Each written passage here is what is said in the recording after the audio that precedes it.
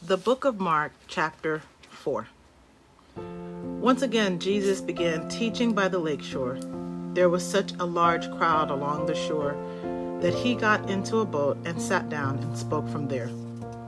He began to teach the people by telling many stories, such as this one. Listen, a farmer went out to plant some seed.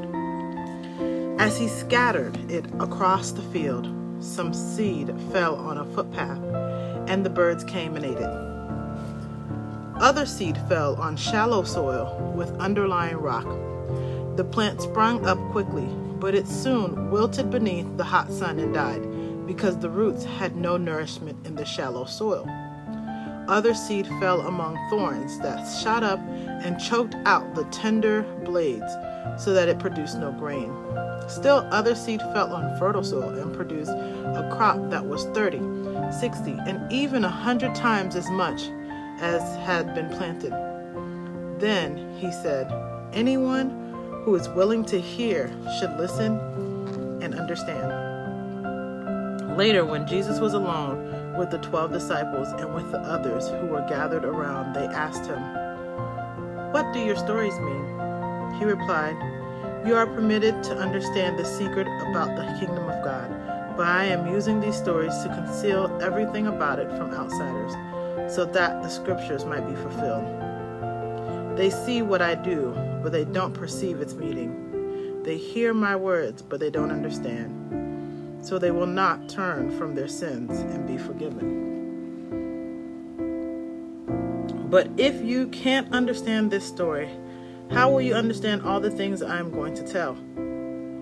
The farmer I talked about is the one who brings God messages to others. The seed that fell on the hard path represents those who hear the message, but then Satan comes at once and takes it away from them. The rocky soil represents those who hear the message and receive it with joy. But like young plants in such soil, their roots don't go very deep. At first, they get along fine, but they wilt as soon as they have problems or are persecuted because they believe the word. The thorny ground represents those who hear and accept the good news, but all too quickly the message is crowded out by the cares of this life, the lure of wealth, and the desire for nice things, so no crop is produced. But the good soil represents those who hear and accept God's message and produce a huge harvest, 30, 60, or even 100 times as much as had been planted. Then Jesus asked them, "Would anyone light a lamp and then put it under a basket or under a bed to shut out the light? Of course not. A lamp is placed on a stand where its light will shine. Everything that is now hidden or secret will eventually be brought to light. Anyone who is willing to hear should listen and understand, and be sure to pay attention to what you hear. The more you do this, the more you will understand, and even more besides. To those who are open to my teaching, more understanding will be given, but to those who are not listening, even what they have will be taken away from them." Jesus said, "Here is another illustration of what the kingdom of God is like. A farmer planted seeds in a field, and then he went out with his other activities. As the days went by, the seed sprouted and grew without the farmer's help, because the earth produced crops on its own. First, a leaf blade pushes through, then the heads of wheat are formed, and finally the grain ripens. And as soon as the grain is ready, the farmer comes and harvests it with a sickle." Jesus asked, "How can I describe the kingdom of God? What story should I use to illustrate it? It is like a tiny mustard seed. Though this is one of the smallest of seeds, it grows to become one of the largest of plants, with long branches where birds can come and find shelter." He used many such stories and illustrations to teach the people as much as they were able to understand. In fact, in his public teaching, he taught only with parables, but afterwards, when he was alone with his disciples, he explained the meaning to them. As evening came, Jesus said to his disciples, "Let's cross to the other side of the lake." He was already in the boat, so they started out, leaving the crowds behind. Although other boats followed, But soon a fierce storm arose. High waves began to break into the boat until it was nearly full of water. Jesus was sleeping at the back of the boat with his head on a cushion. Frantically, they woke him up, shouting, "Teacher, don't you even care that we are going to drown?" When he woke up, he rebuked the wind and said to the water, "Quiet down." Suddenly the wind stopped, and there was a great calm. And he asked them, "Why are you so afraid? Do you still not have faith in me?" And they were filled with awe and said among themselves, "Who is this man, that even the wind and waves obey him?" The Book of Mark, Chapter 5. So they arrived at the other side of the lake in the land of Gerasenes. Just as Jesus was climbing from the boat, a man possessed by an evil spirit ran out from a cemetery to meet him. This man lived among the tombs and could not be restrained, even with a chain. Whenever he was put into chains and shackles, as he often was, he snapped the chains from his wrist and smashed the shackles. No one was strong enough to control him. All day long and throughout the night, he would wander among the tombs and in the hills, screaming and hitting himself with stones. When Jesus was still some distance away, the man saw him. He ran to meet Jesus and fell down before him. He gave a terrible scream, shrieking, "Why are you bothering me, Jesus, Son of the Most High God? For God's sake, don't torture me." For Jesus had already said to the spirit, "Come out of the man, you evil spirit."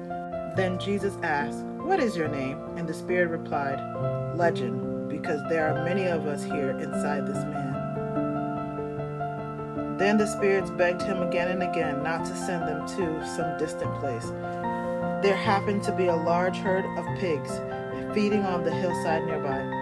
"Send us into those pigs," the evil spirits begged. Jesus gave them permission. So the evil spirits came out of the man and entered the pig, and the entire herd of 2,000 pigs plunged down the steep hillside into the lake, where they drowned. The herdmen fled to the nearby city and the surrounding countryside, spreading the news as they ran. Everyone rushed out to see for themselves. A crowd soon gathered around Jesus, but they were frightened when they saw the man who had been demon-possessed, for he was sitting there, fully clothed and perfectly sane. Those who had seen what happened to the man and to the pigs told everyone about it, and the crowd began pleading with Jesus to go away and leave them alone. When Jesus got back into the boat, the man who had been demon-possessed begged to go too. But Jesus said, "No, go home to your friends and tell them what wonderful things the Lord has done for you and how merciful he has been."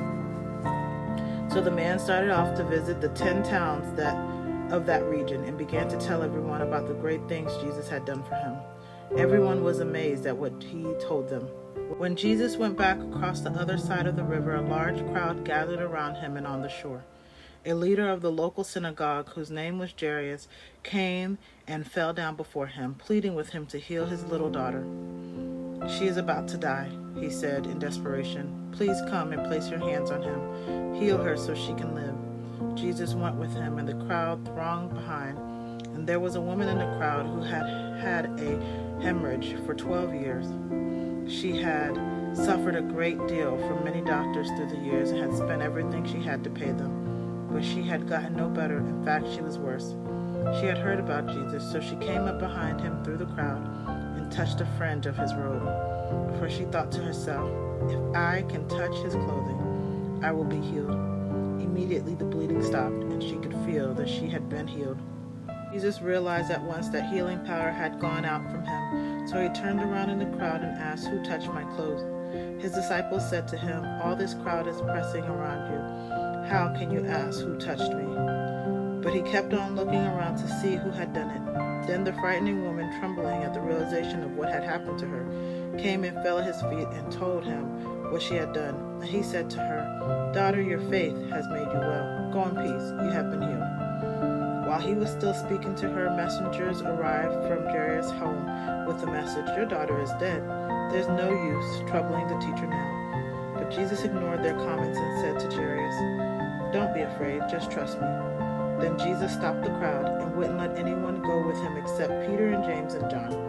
When they came to the home of the synagogue leader, Jesus saw the commotion and the weeping and wailing. He went inside and spoke to the people. Why all this weeping and commotion?" he asked. "The child isn't dead. She's only asleep." The crowd laughed at him, but he told them all to go outside. Then he took the girl's father and mother and his 3 disciples into the room where the girl was lying. Holding her hand, he said to her, "Get up, little girl." And the girl, who was 12 years old, immediately stood up and walked around. Her parents were absolutely overwhelmed. Jesus commanded them not to tell anyone what had happened, and he told them to give her something to eat.